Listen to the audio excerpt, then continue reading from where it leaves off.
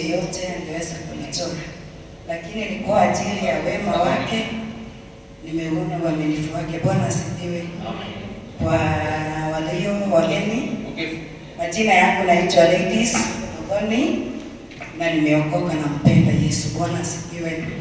Since last year mwezi wa 8 kisha nilihusika kwa accident, na ni accident yenye ilikuwa mzuri, ilikuwa mbaya cause nilimaliza gari na ikanibakisha. Bwana asifiwe. Imekuwa safari yenye ilikuwa rahisi, gari kafariki tu, lakini pamoja na Mungu akafanya mambo yakawa rahisi sana sana sana kwangu. Nikamuona kwa njia yenye siku expect. Akakuja hata wakati sikudhani ni wakati wake wa kukuja. Bwana asifiwe.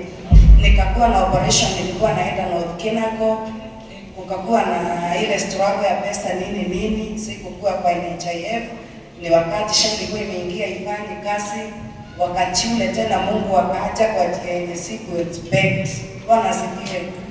Alikuja na akanilipia pesa. Bwana asifiwe.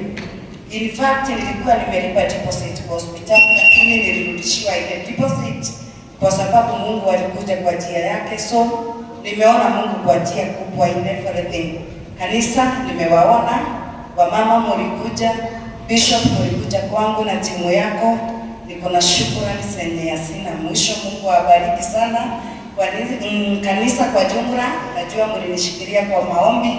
Mungu awabariki sana sana sana. Na mkiweza tu, najua wengi sana mlikuja kwangu na mkaambia Mungu ya kwamba nikipona tutashukuru pamoja.